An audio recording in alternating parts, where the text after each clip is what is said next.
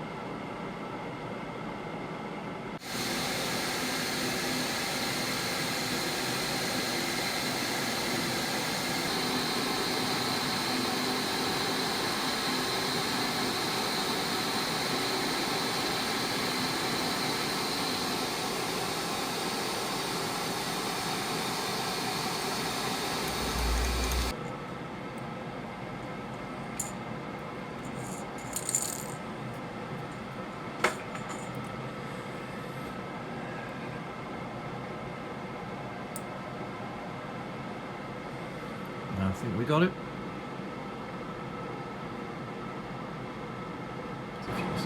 14.04. Alright, that should give us a good fit on the 14mm shaft.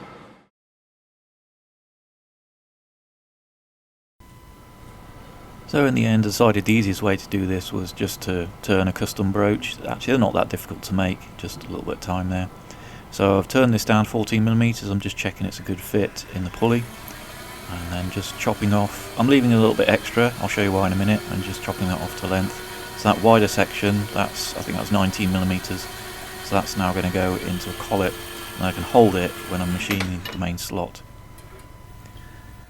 Okay, we've got most of the lathe work done now, so I've turned this end down to 14mm, the other end's turned down to 19, and then it's in a 19mm collet in that block. We've got that held securely there in the vise, and then this end we just got supported under here to stop it tipping over and keep the vibrations down. So we've got a 4mm end mill in here. I've centered it up and I've touched off the surface, and based on the broach we're going to use, I just measured this because it's obviously tapered, and so somewhere about the second or third tooth in, it's 9.9mm, so we'll set the depth to that, and then we'll definitely get this started nicely in the cut. So we'll go down 9.9 from this surface. I'll be able to machine it quite close there, but obviously not all the way through there. So when we take it out of here, I'll cut off the excess and then just true that up again on the in the lathe just to make it look a bit nicer, and then it'll be done. Right, so let's cut out our slot for the broach. So I'm just using the cursor keys on the keyboard just to manually operate it like a kind of manual CNC machine. So you see it juddering a little bit, and then just using page down just to drop the depth, plunging straight down. It's easier to do this really than just writing code or doing some CAD and then CAM for it. Didn't take very long. Okay, so take the material out in the middle, and then I've moved to each side just to widen the slot. I think I said 5mm earlier, but clearly that's not going to work because, yeah, the broach is 5mm, but this base piece that is on is wider, it's 6.45. And so I've just opened it out, and essentially that worked out to be plus or minus 1.225 either side. So I'm about there. So let's just see how well it fits. If I can get in there without blocking the view.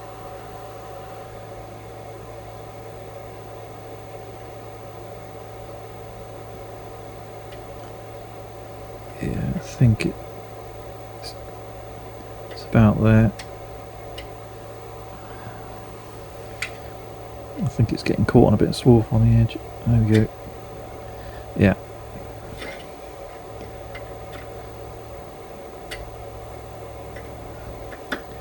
Oh yeah, that's fine.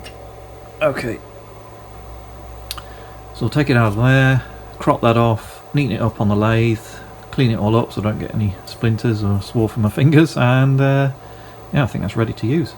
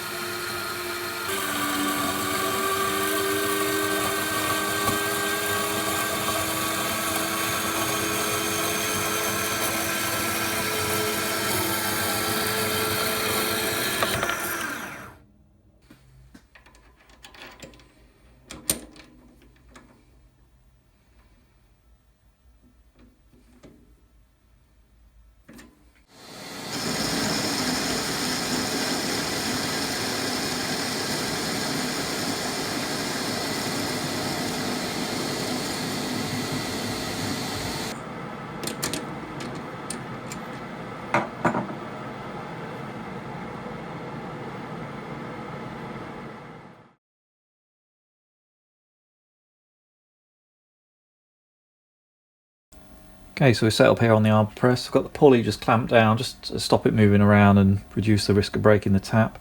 And then there's our little broach guide that we made earlier. Drop that in there.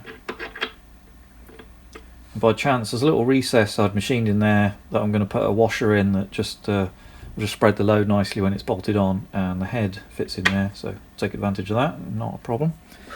And then there's our broach. And we'll put it with the teeth facing down, obviously, into there. And before we do that, we'll put plenty of oil on it, and then we'll run the tap through, and then in the usual way we can pack it out with these at the back and just bring it forward every time we want to repeat the stroke. And I think we need to get to a complete depth from the bottom of the hole to the top there of 23mm.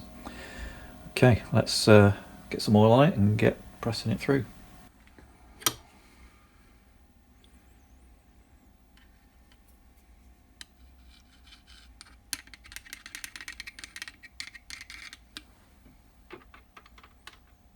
Make sure that's pretty straight, not preloaded.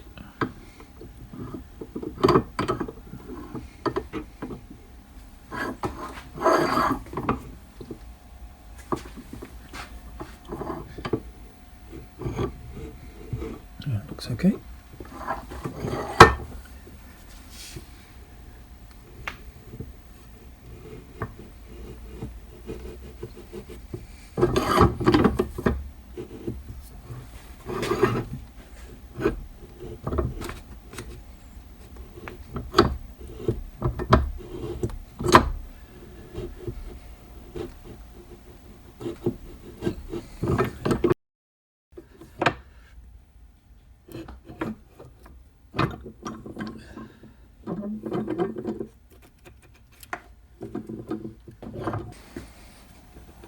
Okay, that should be it.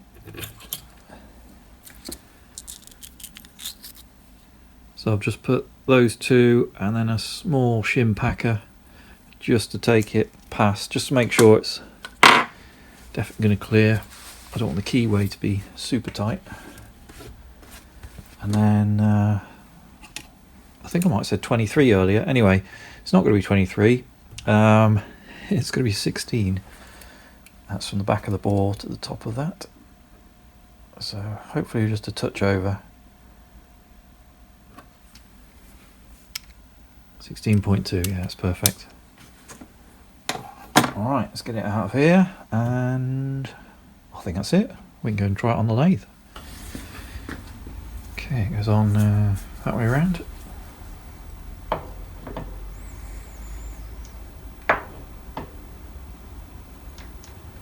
Bit tight, but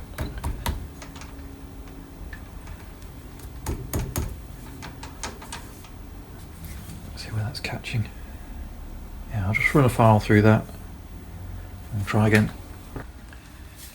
Okay, let's give that another try.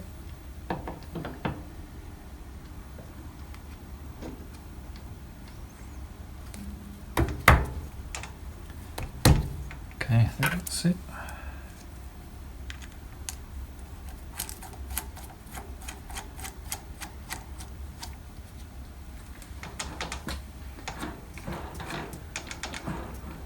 Okay, so all I've got to do now is drop the grub screws in, and that'll lock it into place as well, and I think that job's done.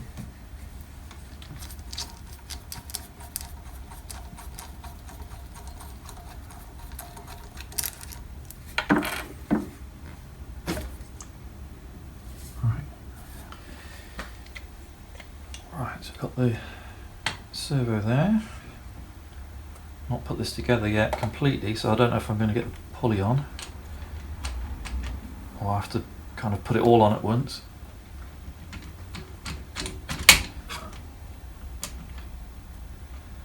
And just wondering if I should tighten that. Probably.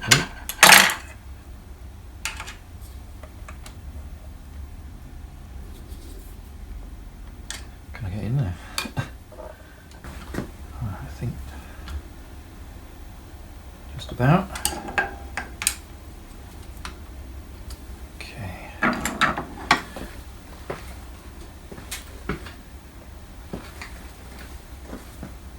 Now, can I get this on as well?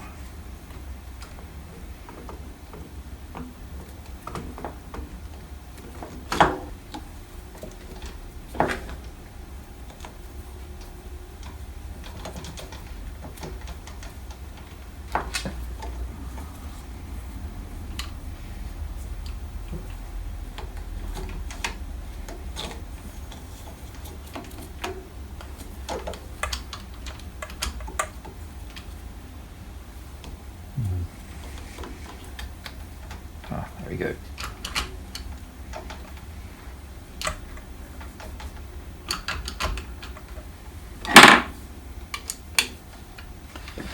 Now if I push this away, I should tighten the belt.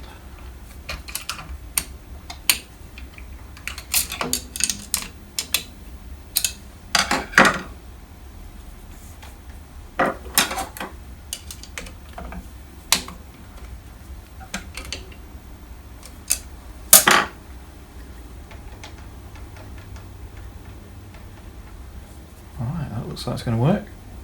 Let's do up the other ones.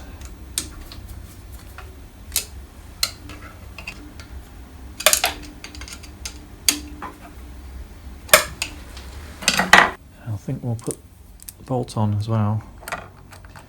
Make sure this is fully seated. Turn it a few times. Now I've got the small pulley loose, so make sure that's definitely in line. And then I haven't really got any way of doing up the little 5mm grub screws on the small pulley, because obviously the belt's in the way.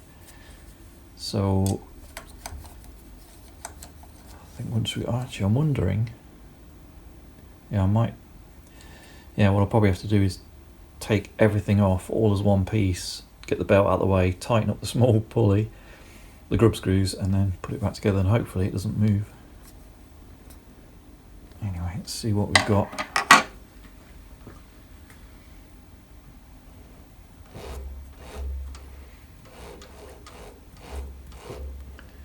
Looks good. Could probably maybe be a, hang on, the belts. Oh yeah. I think the little pulley is moving.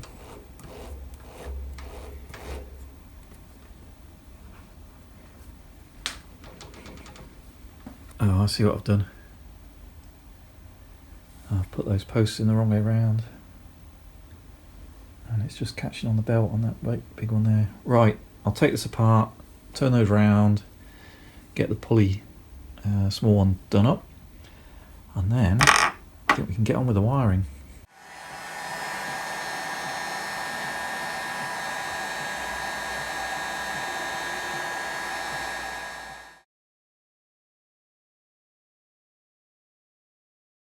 Okay, so I've been playing around with this for a little while and having a look at it, and I wasn't very happy with the original posts that I turned, these spacers, because basically they ended up being too close to the belt on this side.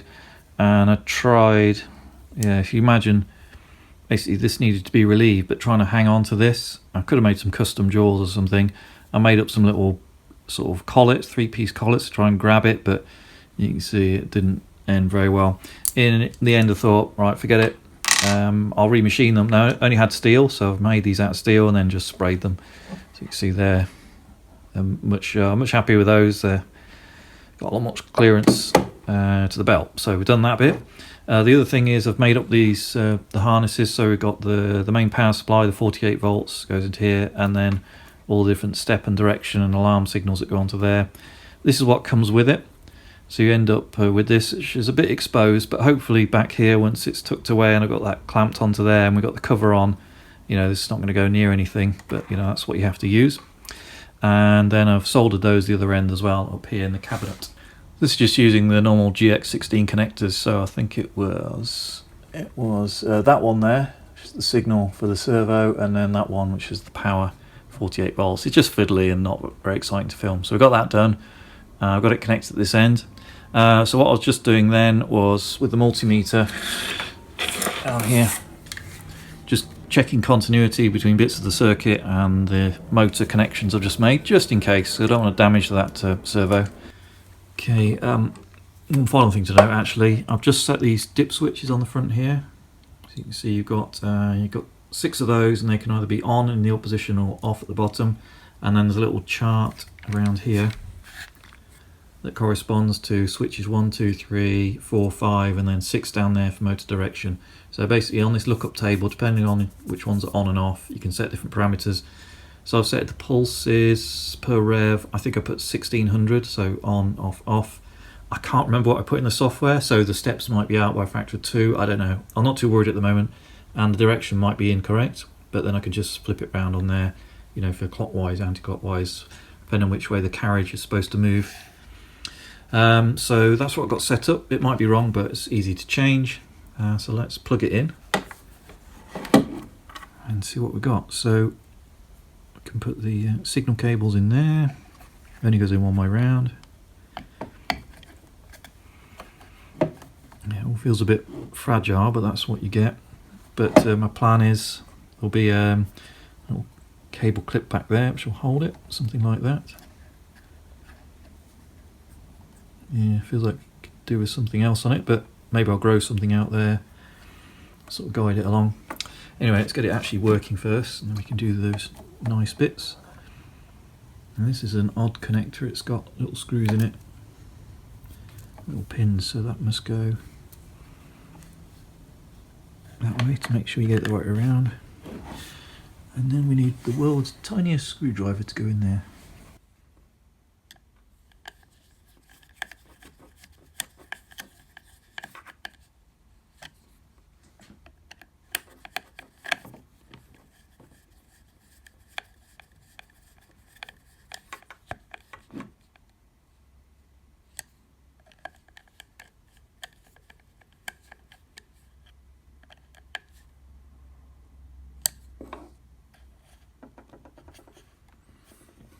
Okay, looking good.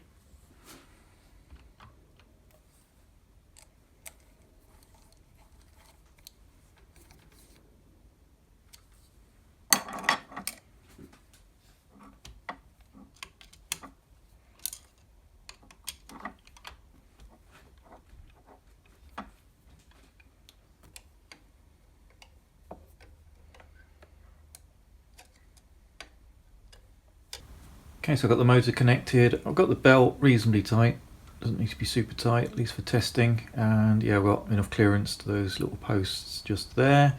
Pulley's on. I've realised there's no easy way to get the set screws which go onto here to bear down onto that, but it is held tight with that, and there is a keyway and a key in there, so I'm tempted to leave it. I think that will probably be okay for the drive system. And then one other change down here. So I swapped out the cap head pinch screw that I did have in there before for just this regular just hex head one, and it's much easier to get the tool in there now and tighten that up. It was a bit awkward to get the Allen wrench in there with the encoder just above. So gone with that for now, and a little washer underneath for the pinch bolt. So happy with that. Right, so we've got it all wired in. I think we're about ready to test it out again. Okay, so over here, that's where the socket is. So the one marked DRO, that's the one I'm using, and the cable goes around here and it goes all the way across up to there. You may just be able to see the IEC connector into there. It goes into that unit and then it comes straight back out. It's sort of teed out. It runs a digital readout display, so that should come on. And then the other bit of the power runs the normal control system in here. And it should run the display. And then when I turn the spindle by hand, something should move here and a mount. I don't know how fast it's going to go or even the right direction, but I've not got the half nuts engaged, so if it spins up, no problem. Right, let's switch on and let's see what happens. Okay, digital readouts come on, so that's all right. And I can hear the fan. Okay, so the fan's come on up there. Looks like the main microprocessor's on, the boost board's on. We've got 5 volts there. 48 volt supply is on there. As far as I can tell, that's all looking good. We haven't got anything on the display. Am I going to power it on?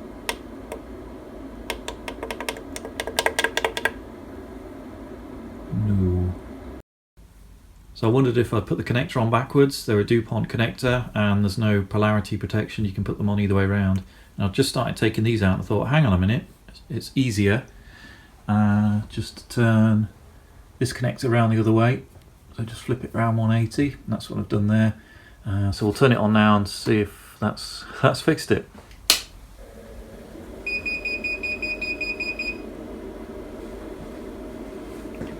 Okay, so that's what it was. Alright, we'll turn the spindle. Let's see if the stepper, the servo motor turns. Let's go in millimeters, not that it matters. Right, we'll just turn it very slowly and see what happens.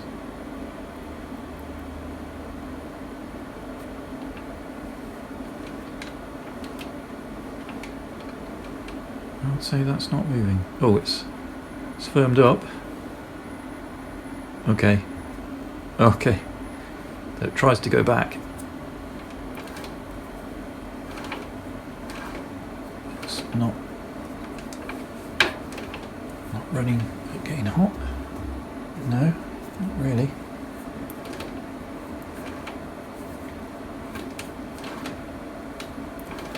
I'm also not getting an RPM. Okay, which probably means I've connected that one backwards as well. One moment. Right, I've just turned the Dupont connector around for the encoder, where it goes into the microprocessor motherboard. You know, they can go either way around, and it's possible I've wired it backwards by the time I've come from this end. Who knows? Anyway, let's give this a try.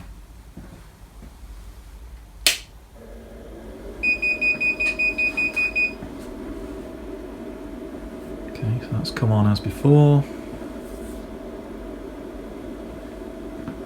Let's try turning the spindle.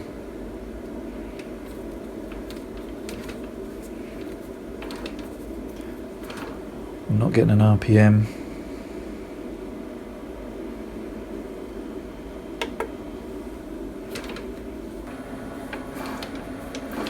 We were getting an RPM read before, so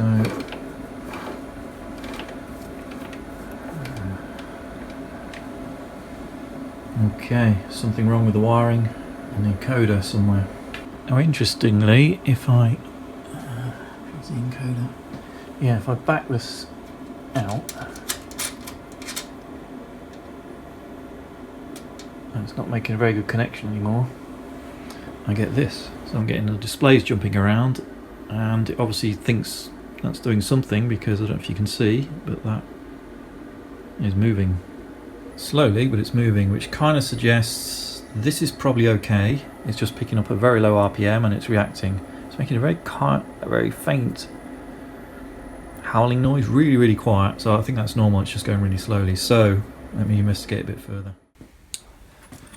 Okay, I've been doing a bit of checking. I've unplugged this. It's the encoder wire. Checked I'm getting 5 volts at least coming out of the unit, and I am. And then just double checked on the encoder, the wire colours.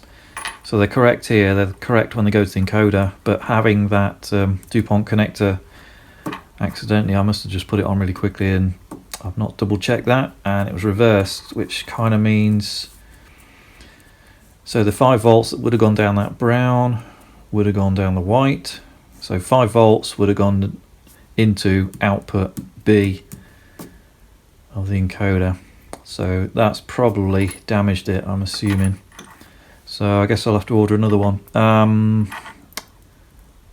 I might be able to set the oscilloscope up, and I've got to get some power into this, haven't I, and just see if it works, but I'm kind of wondering if that's damaged it. Well, I thought I checked everything and double checked everything, but just that one connector, well actually there were 2 backwards, weren't there? One on the display, but I got away with that. But possibly I've damaged the encoder. Okay, so as you can see I've got the encoder over here. I've just undone the screws, we're about to take it apart. I've got the connector to the other end. I'll just have to figure out some way of connecting that. I don't really want to desolder it and then to resolder it again. Maybe I'll get the female version or get some little wires down there, because I need to probe each of those. We've got our oscilloscopes set up. We've got the 2 probes on there in case we need to do differential, which I think we'll need to check the pulses. Yeah, let's get it apart and see what we can see inside. Now I've come this far, I'm intrigued to see what's inside. We'll have a look at that and then see if we can figure out if it's working or not. So the body was held on with 3 little screws, which I've taken out already, so I'm guessing this will come out and the wire will feed through. Just a press fit.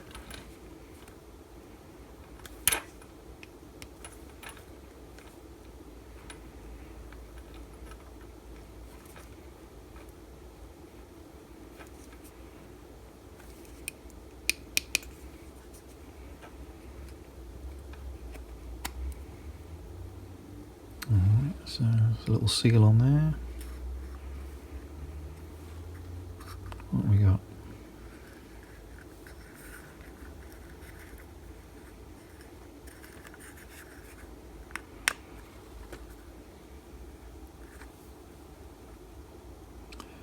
So it looks like we've just got little cable ties, the strain relief down there, so if we push that back. Okay. That's what we've got. And there's something written on that bearing, I'll have to have a look. Can't quite see. Oh, it's 696 ZZ? Yeah, I think so. 696, so I assume it's got 2 of those. I did read some reports online. The reason I was having a look at that, sorry by the way, was the way I've connected it. I've got my pulley here, and obviously there's a little bit of preload from the belt. There obviously will be a little bit, and it's side loading this, and there were some people who said it might be better to have this in its own bearings, so all the preloads taken by 2 nice bearings, one either side, or at least a pair, at least hold this in place mechanically, and then somehow arrange for this just to basically be in the right place to rotate, so there's no pulley preload on these bearings, because apparently they're not really that good. Yep, so I've taken that on board. For now I just wanted to get it working, and then I can make something better. Actually, now I know what's inside, I could do something, yeah, I don't know, it's got me thinking.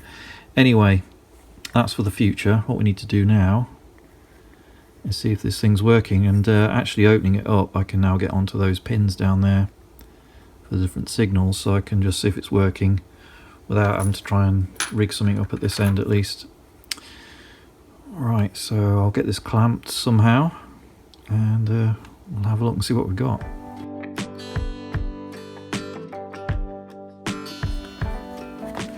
So So while I've got everything set up, I thought I'd just dive in and show you how these things work. So quite clever, really. So the encoders I remember from a long time ago were the optical type. So they had little black and white tracks and on a disc. So it physically spun round, then there was a detector on that. This is a different one. This is a Hall effect. So I've just had a look closer, and what you can see there, you got the end of the shaft there, and it's just above that chip. So this is the Hall type, Hall effect type, and then on the end of the shaft there that turns round, that'll have a north on one side, so one half of it, and then a south on the other. And then that passes over that chip, and inside the chip there's the detection and all the circuitry to make it work and give you the pulses that you need. So in terms of the pulses that come out of it, this is an incremental encoder with quadrature, so it all sounds quite fancy, but I'll kind of break it down into the simple terms that I understand at least. So this one is arranged such that it gives you two pulses out in terms of A and B, and these are the main pulses. So on this particular unit it's 1024 pulses per RPM, or pulses per revolution, and then you get a once per revolution on the Z, or the index. So you just get this one pulse every time it goes round once, whereas the other one you got 1024 every time it goes round. So it's actually quite clever the way it works. So between these three signals you can determine three things. So you can either determine the direction, you can determine the speed, and you can determine the position. So the way this works is there's something called quadrature, which gives you your direction. So if you look over here again, if you imagine one clock cycle, one pulse if you like, so when this goes up, across, down, and about to go back up again, the one cycle, obviously this varies with the speed in how long this takes, but in that one cycle the second pulse here is offset by about a quarter of that cycle, either one way or the other, depending if it's going clockwise or counterclockwise. And the way that works then is it just monitors, let's say, pin A. As soon as that goes high, or this might be inverted, but you know, if you imagine it goes high when it's on or one, when that goes high, it just checks what the other signal is, and if it's low, then it's going clockwise. If it goes the other way, then once this triggers to go high, it looks at B and that's already high, it must be going counterclockwise. So it's as simple as that. And in terms of what you do with that, now the way we're running this and the way James has got this set up, he's running it in code, so he can check that in software. He can just use if statements, if this, then check this. But I guess in principle you could do it analog, like in circuitry, so you could use an EOR, that's an exclusive OR. So if A or B are high but not both, then you'll get a 1. So between those arrangements, using an EOR circuit, you could determine which way it was going, either clockwise or counterclockwise. In terms of the speed, well, that is just the width of these pulses. So you might have seen earlier on the oscilloscope, so the faster I spun it, the tighter these came together, so you can determine speed from the frequency of those pulses. And then you can also detect where it is relative around its rotation. So because you get this once per rev pulse on the Z output, that's the third channel, once that trigger goes, you can then count round and just see how far, you know, with the number of pulses that follow that from the A and B, how far round you've got in your 360. Obviously you need to at least detect that once it starts up, so these aren't absolute, they don't remember their position, but once you've gone past that, you get that rotary position as well. So these three things you get out of these little devices, just from these three little pulse trains that you get out, so it's quite clever, really. So you probably heard the term quadrature, and I mentioned it a few minutes ago. What that means is, rather than taking the 1024 pulses, you can actually take each of these rise and falls here, and there's 4 of these, so you can basically multiply, every time it goes round, you can get 4 events to trigger off, and that gives you 4096 pulses per revolution, so it kind of increases the output from the encoder. So that's quite neat. So quite a lot of functionality built into this, but essentially that's what you're getting. You're getting the direction it's going by looking at A versus B and whether one leads the other. You get speed by the frequency of the pulses, how close together they are, and then you can get rotary position relative to this index that only pulses once per RPM, and then you can count the pulses after that just to see where you are in that circle. So pretty neat, really. I thought I'd also share the general circuit diagram. The main circuits in here, they don't go into detail into what's inside there, but that's essentially the bit that's doing the clever bit, generating all the pulses. And the main way this works is you've got a little transistor there, in this case an NPN, and that sends a pulse out on either the black, white or orange, I'll come into that in a minute, relative to ground, which will be here, or 0 volts here, and that's your pulses that you're seeing there. There's a couple of other things they've got on there. Got a little 3.3 ohm resistor there on the output there, and then that looks like a Zener diode, and it's said here 30 volts max, 35 milliamps. So I guess that's clamping that output there, but I'm only running it at 5 volts, so as you've seen on the scope, we're just getting our 5 volt pulse out of the one that's working anyway, so the other ones are a lot lower than that. So in terms of the other connectors, we've got our main power here, 5 volt to 24 volt DC, goes in through a little diode there to make sure you don't connect that backwards, so at least they've got that bit, and then our 0 volts down there. There's a ground shield, which is around the sheath around the outside. And then, although they've only got this drawn as one of these little circuits, so your transistor that switches on and sends the pulses out of here, there's 3 of these, so it's replicated 3 times. So there's 3 outputs, one to the black, one to the white, one to the orange, and this is your phase A, phase B, so there's 2 pulse trains, your 1024 pulses per rev in this case, and then your once per rev on the index, which is the Z one there, comes out the orange. Yeah, and I think I've damaged the white and orange, yeah, B and Z. Anyway, that's what we've got on there, and if you then look at the actual device itself, you can start to see where some of those parts might be. Now, I don't know this for sure, but just observation, if I get a little, get something I can actually point with. In fact, something like that, right. So see, these are all the different outputs here. Next to those you can see a little 3-legged device there, so that might be the transistor there doing the switching because it's right next to those outputs. But you can also see at the top here, a little 3-legged device here, which could also be that transistor. I mean, there's no number on it, I zoomed in as close as I can, I can't see. And they have what look like the resistors next to them, which might be the 3.3 ohm one down there, so they sort of go together. So it makes sense that they're those ones there, but then I'm not quite sure what those are there. Then you end up with these little 2-pin ones here, which I'm guessing are the Zener diodes or Zener diodes. So there's 3 of those as well, because there's 1 per output. And then there's a polarity diode there, but not sure where that is. Maybe that's no, there are 3 as well. Oh, that don't know. Oh, that could be that one. Where's it come in? Comes in on the brown, which is there. So it's probably that's the polarity diode there. And then the rest of it, I mean, there's a whole bunch of these look like capacitors and resistors. I guess they are signal conditioning. You've got a little chip down there. What look like pogo pins. That'd be interesting. Maybe you have to pin and check that out in a minute. See if that gives you some way to check the system. And then on the other side, a whole load more chips, and then the main one in the middle, which hopefully you can just about see there underneath that little magnetic shaft that spins around directly above that chip. You see a lot of signal conditioning go on. If you think about it, you've just got north and south spinning round, so it's got to turn that, I guess there's at least 3 little sensors inside that chip, turn that into these pulses with nice smooth edges, no noise on it, nice and crisp signals for it to use. So quite clever really, and not bad for £28. Alright, so there it is, there's our encoder. Oh, there's one more thing I was going to say as well. I managed to find the spec sheet for the bearings on there. So it takes 30 newtons of radial load and 20 newtons axial. Well, we're not worried about the axial, but the radial load, 30 newtons.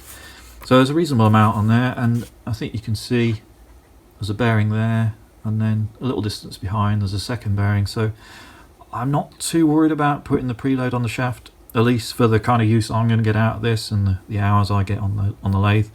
So we'll see how we go. If it breaks, I can either press these out, put some new ones in, or I'll come back in with a sort of a double shear design, so you've got a bearing the other side as well. But I think for now I'm happy to run like that. That looks okay to me. in terms of the spec and what I'm going to use it for.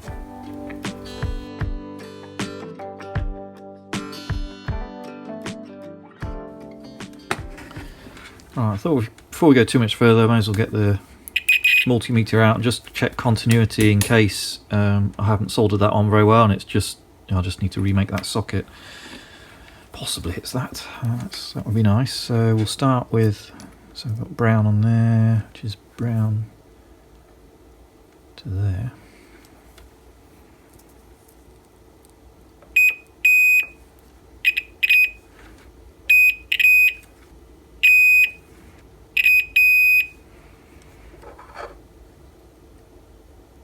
And there's another one there. Is that the screen?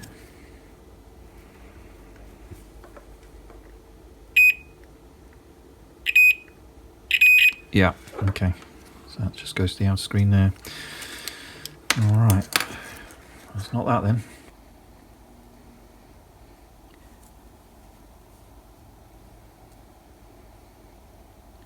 Let's try the Z. This is the one where I think I put 5 volts. Yeah, I will have put 5 volts into the next one. Right, let's wire that up. So Z is the index, which is the once per rev pulse. So that's to synchronize it, so if it wants to count actual angular position around the 360 degrees. Oh. That was actually... Oh, I need to run it a bit longer, okay. Alright, I've just caught it on the end there. Okay, well... Oh, that's a bit strange. Okay, now with the world's most amazing setup, I've got my plus and minus, or 5 volts and 0 there. These two crocodile clips are both referenced to that 0. And then I'm picking up on the black and the white on channels 1 and 2, or yeah, they're 1 and 2 on this oscilloscope, not A and B, and they're picking up the 2 pulse outputs, the main pulse outputs. Right, so let's spin it and see what we get here. So I've got 2 traces set up on the scope.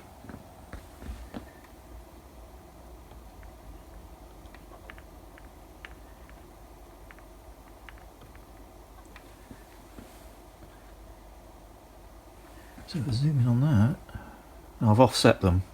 I've just move them around a little bit. Actually, I could overlay them just for fun as well. So depending on which direction it's going, if you think about a 360 degree turn, well, they should be a quarter out, so a delay one way or the other, depending which way it's rotating. So that looks okay. There's a slightly higher pulse on one than the other, but I don't think that'll matter because it should just be the crossing 0. Now we'll pause it there because unfortunately when I was filming this I didn't notice the auto range had set 1 to 2 volts and the other one to 200 millivolts, so clearly channel 2 was broken. Anyway, onwards. They look a bit ramped, but I guess there's some probably a digital filter in there that's giving you that effect so it doesn't jitter, but that kind of looks okay. Maybe it's not broken. Well, I'm not sure what to say there. That's, you got your once per rev on the Z, and then the A and B are giving the 2 pulses out as they should. They're slightly delayed, depending on which direction it goes, so that's all fine. I don't know what's happening there. I've ordered another one, not too expensive, £28, so that will arrive in a week or so's time, so I guess I've got a backup.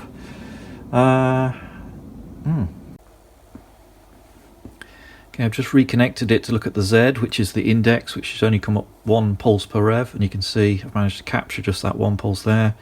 So that might be what's wrong. I would assume that would be roughly 5 volts peak. So that might be what damaged, because that definitely got 5 volts into the leg of the NPN transistor. So that, it wouldn't like that at all. So I would expect it not to work at all, although it's giving out a small signal. So maybe, it's just too small and it won't pick it up. I don't know. Either way, I'm not getting this to work, so I've got a new one on order. When that comes, I'll wire that in. I might play around with this a little bit longer, maybe put it back together and just check I haven't missed something funny in the connections, and it really is working, but I think this is saying there's something wrong and the levels are too low. Okay, I thought I'd add this little bit of footage in. I've just come back out to the workshop having reviewed the footage and just made sure I can set it up again. This time I've got the scales the same, both on 1 volt. I've set them to 0 just there. So we've got 4 volts, or nearly 5 volts actually, on channel A. But channel B, as you can see, now they're on the same scale, is barely half a volt. So I've damaged channel B. And as we showed earlier, I've also damaged the Z, the index one as well. So yeah, I think that's had it. Unless I can repair it, I think what I'll do is swap that out when the new one comes. So where's that leave us? Well, until that new encoder comes in, I can't use the full functionality, but I still want to use the lathe in the meantime. So I've just unplugged the servo signal and power, just to make sure that doesn't get anything strange or try to do anything unusual, because when I turn it on, the main box in the wall turns on as well, but it means I can still turn stuff in the meantime. So as you can see over this side, I've managed to get the motor in. I'll just put cable tie around it in the end, and then that's neatly held that in place, and the cables go up through here, through there, and then out the back of the machine, so they're nowhere near any of the belts, so I think that's okay. And it's kind of technically usable now. Obviously this doesn't work and I've got no automatic feed, but that's fine. Yeah, so the big job we've got to do, obviously we need to get the end cover back on, because clearly that's not going to fit anymore. So there's a couple of areas we've got to relieve. One is obviously for the motor, and then the second one is around here, just to allow this the cables to exit under there. So we'll just chop that bit out. And then I'll need to make a little cover that ends up going over the motor that sticks through here. Haven't fully decided exactly what I'm going to do there. I did think about a steel one and then kind of tack welding it onto this and blending it in and painting it green.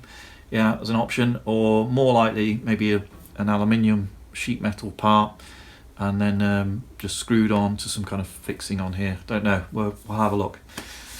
Yeah, so I think that is the job for the next video, and something I can be getting on with while I wait for the new, where's it go? There, the new encoder to arrive. So I think that's all for this video. As always, thank you very much for watching.